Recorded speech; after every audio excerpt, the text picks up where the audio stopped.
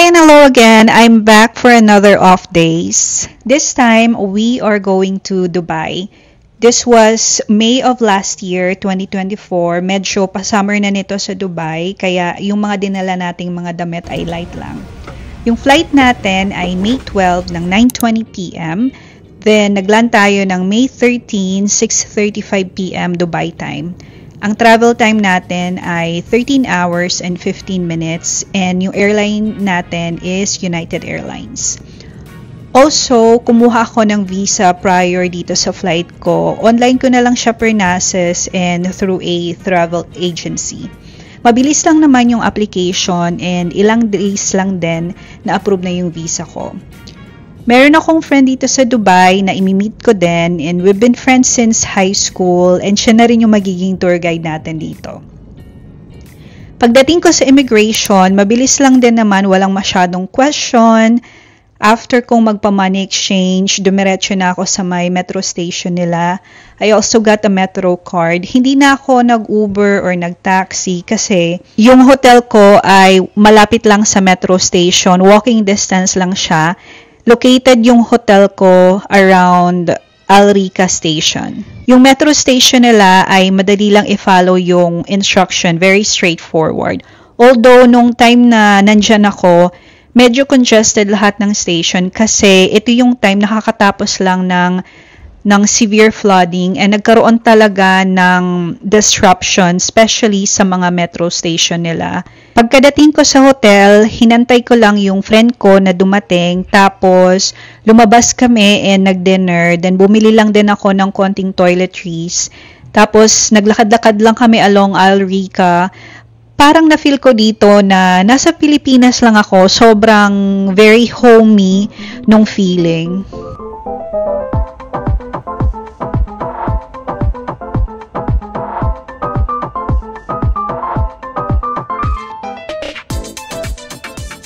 Today is our official day 1 and nandito tayo sa may Burj Khalifa.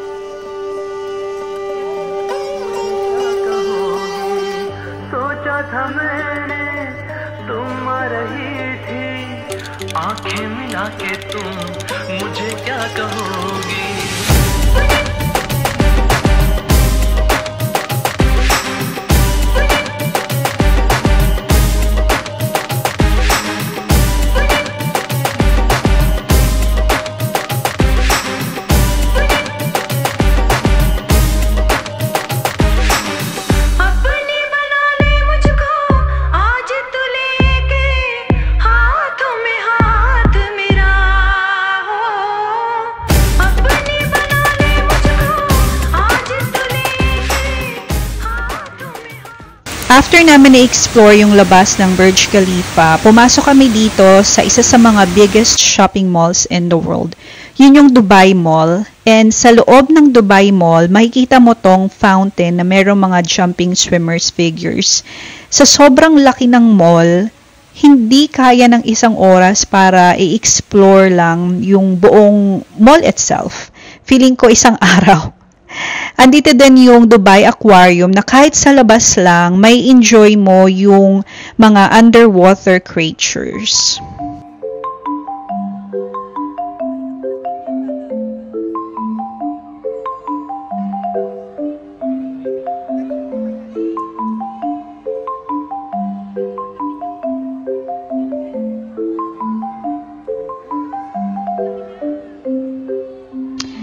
Meron kaming pinasukan na isang store dito. I think this is Nike store. At ganyan kaganda yung makikita mong view from the store itself. Diyan din ata ginaganap yung fountain show paggabi. Nag-train ulit kami papunta sa next destination natin.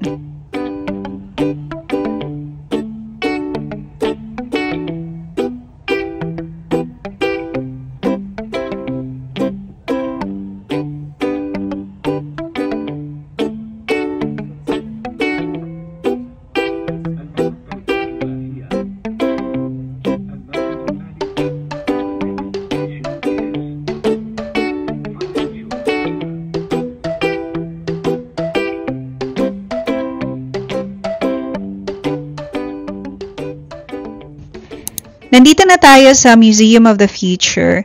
Either sa labas or sa loob, ang ganda na ng mga makikita mong artwork or architecture dito.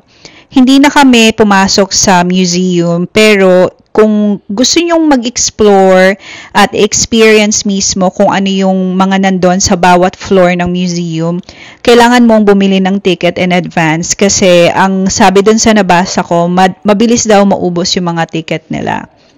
Kahit sa entrance or sa lobby lang kami ng museum, na-enjoy ko talaga manood ng mga flying penguins and jellyfish.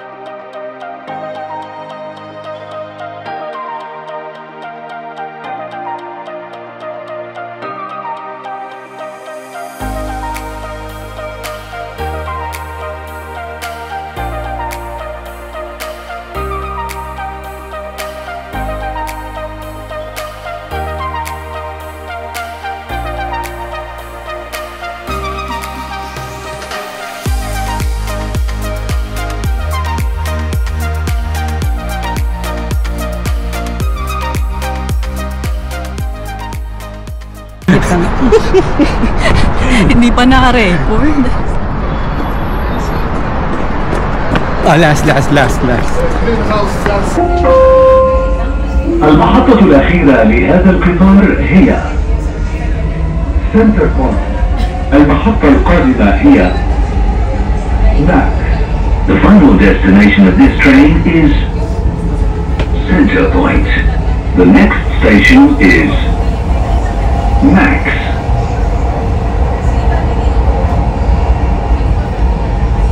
Isa talaga sa mga namimiss kong pagkain is yung mga Middle Eastern cuisine, especially yung biryani, kahit alam ko naman na from Persia or from India siya. Pero kadamihan din ng mga kinain namin ay mga Filipino food talaga.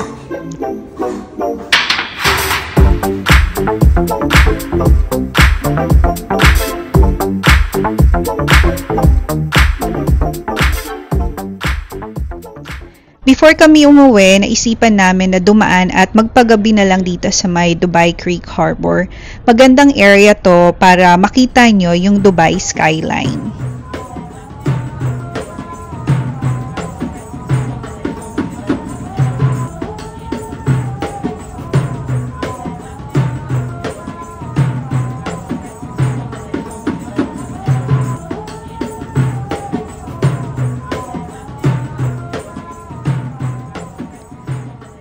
Good morning guys! This is our third day na, and kung makikita nyo, sobrang sunny and maganda yung weather today. This is only 6 a.m. dito and mainit na talaga siya. And syempre maaga tayong umalis kasi ayaw natin abutan ng rush hours. Ang unang destination nga natin ay dito sa may Suk Medina, Jumeirah. Since nga maaga pa, wala pang masyadong tao and hindi pa rin talaga bukas yung ibang store. Inantay lang namin yung isang coffee shop dito na mag-open para sa ating morning coffee. After namin mag-coffee and breakfast, pumunta na kami sa isa sa mga famous 7-star hotel dito sa Dubai na ang name ay Burj Al Arab. Actually, 5-star hotel talaga siya, pero sa sobrang luxurious niya daw, tinawag siyang 7-star hotel. Grabe no, parang dati, pinapanood ko lang to sa TV or sa ibang mga vlogs and now nakikita ko na siya in my own eyes. Sobrang surreal ng experience. Actually, hindi lang naman to, pero sa ibang places na napuntahan ko na din. Para siyang barko. Movies man.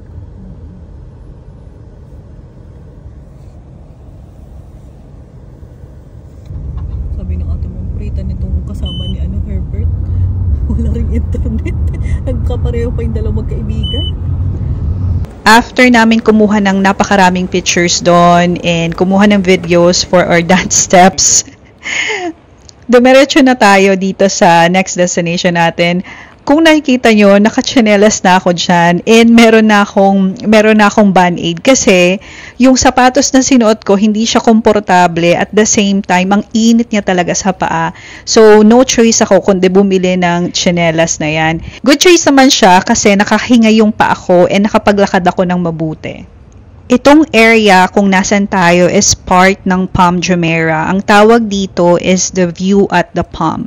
And makikita mo dito yung Dubai skyline. Meron din tong observatory deck na merong 240 meters high and nasa 52nd floor ng The Palm Tower. Meron din siyang 360-degree view ng Atlantis. Na of course, makikita mo na doon yung Palm, Arabian Gulf, and yung Palm Jumeirah. I would suggest to visit this during sunset kasi habang gumagabi, makikita mo na nagla-light up yung island and sobrang amazing ng itsura niya. Pero nagpunta kami dito ng katirika ng araw which is 12 p.m. Imagine kung gaano kainit, di ba? Pero kahit sobrang init, go pa rin kami sa mga activities namin dyan. Gusto ko lang mag-thank you sa kaibigan ko kasi siya talaga yung nag-video dyan. So kahit na mainit, go pa rin talaga siya.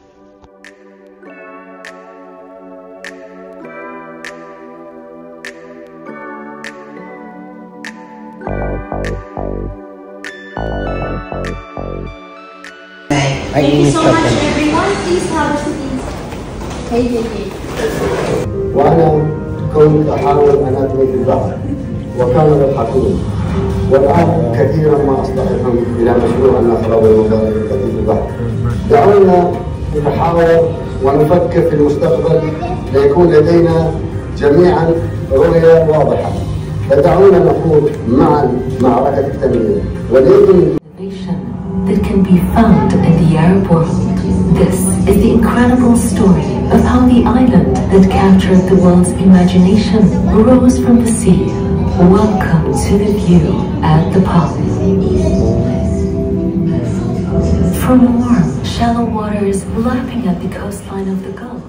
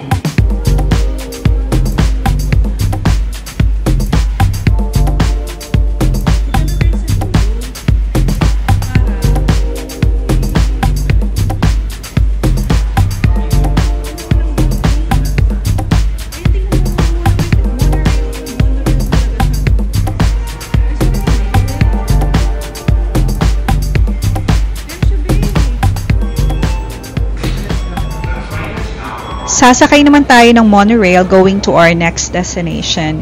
Itong monorail ng Dubai is a driverless train. Yes, you heard me right. Walang driver. Nagko-connect siya sa man-made island to the rest of Dubai. Yung ticket niya cost less than $10, I think. And yung ride niya papunta dun sa Atlantis, which is yung next na pupuntahan natin, is sobrang mabilis lang. And makikita mo dito yung magagandang buildings around the island.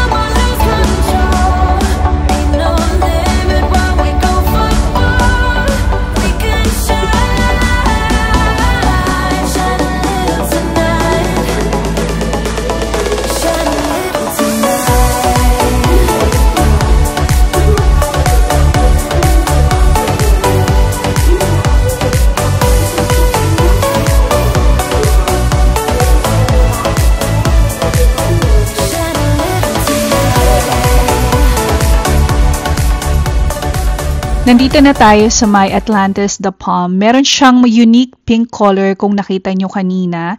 And pinuntahan lang namin yung shopping area niya. Pero hindi kami nag-shopping ha. Pwede din kayo magstay dito kasi meron siyang Aquaventure Water Park. After that, naglakad lang kami sa may boardwalk.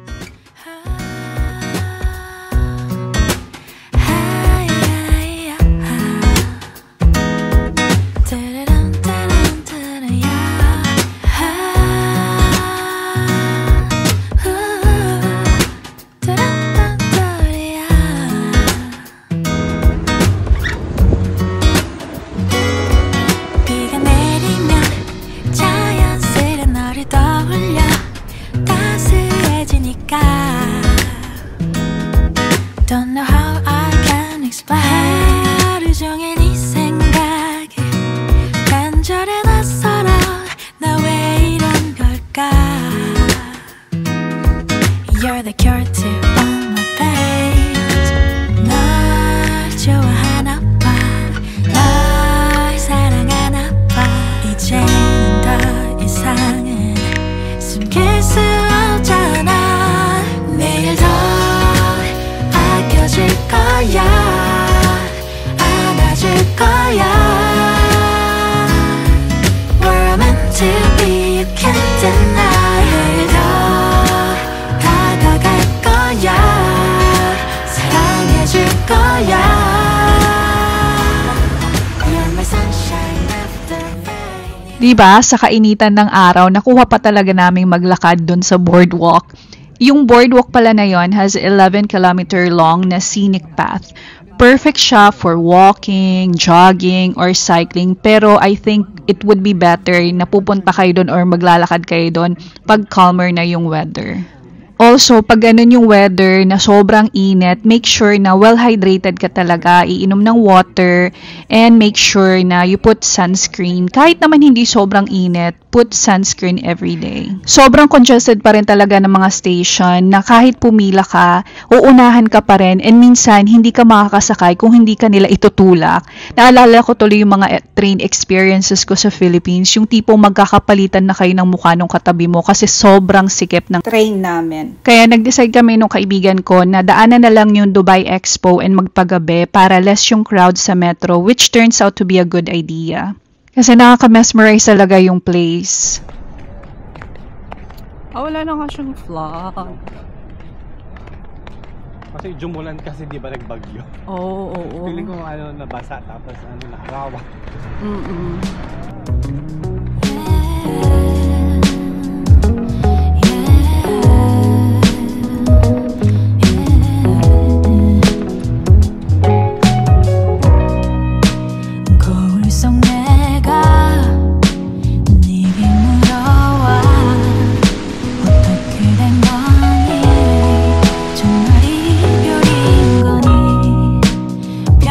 선처럼 좁혀지지 않는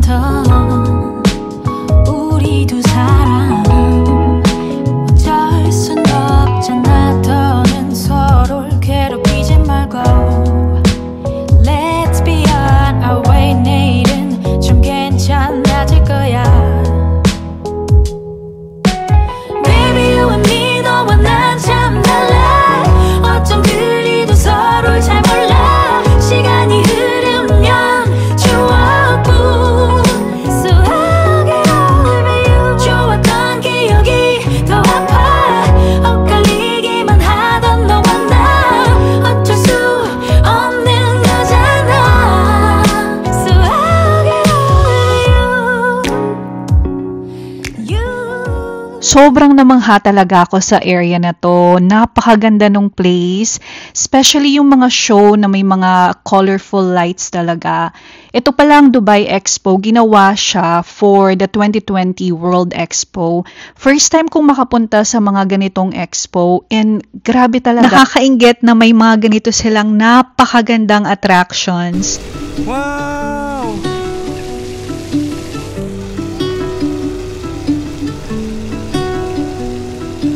Evil Eye.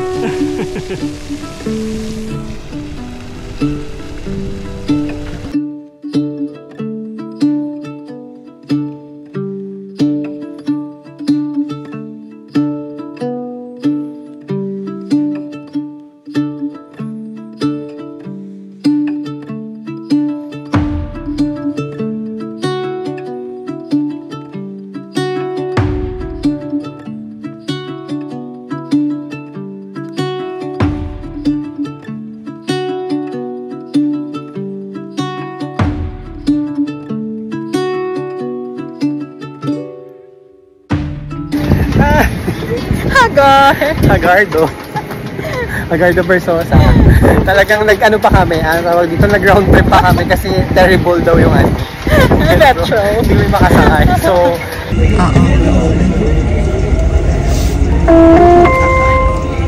المحطة الأخيرة لهذا القطار هي سنتر بوينت. المحطة القادمة هي المركز التجاري العالمي. The final destination of this train is